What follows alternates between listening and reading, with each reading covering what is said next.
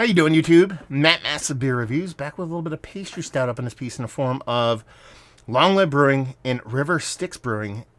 My name is Outis. I'm sure it's just Otis, but you see it says Outis. I'm probably holding that upside down. Yeah, my name is Outis. This is a pastry stout. They call it a pastry stout. So it's with Oreos and marshmallows. Contains lactose. No shit, Sherlock. I dig me some Long Live. Never heard of River Styx before. Kind of dig it on that. And this beer's kind of fresh. It's about 3 weeks old. This comes courtesy of my boy Corey. Oreos. Marshmallows.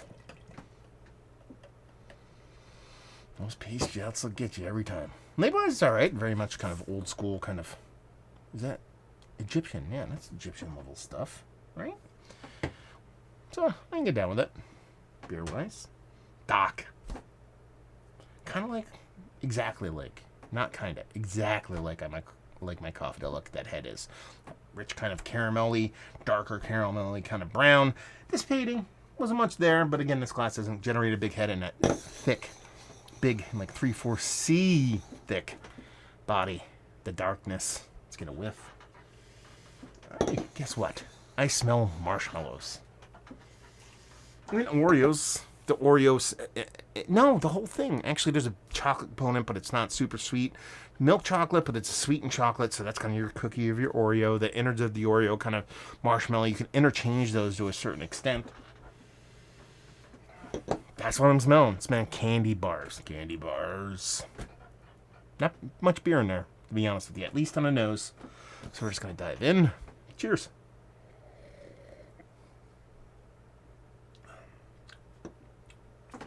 That's delicious. That's delicious. That's really good.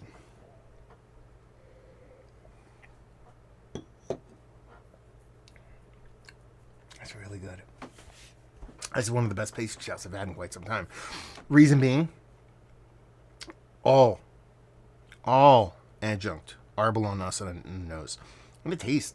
There's a decent amount of beer in there. You know, there's a big roasted component in here. There's a hop component in here. There's almost like a subtle minty component. I know that's kind of not come from the adjuncts they say in here, unless they use like minted kind of Oreos or something like that.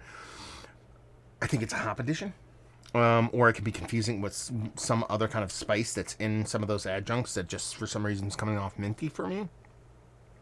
But there's a decent roast in here. Sure, it's a pastry stout. It's not going to be confused with not being a pastry stout. That's not going to happen.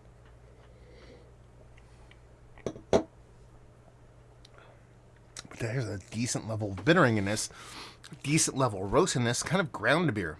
Let it keep it from getting out there in right field or left field, whatever field.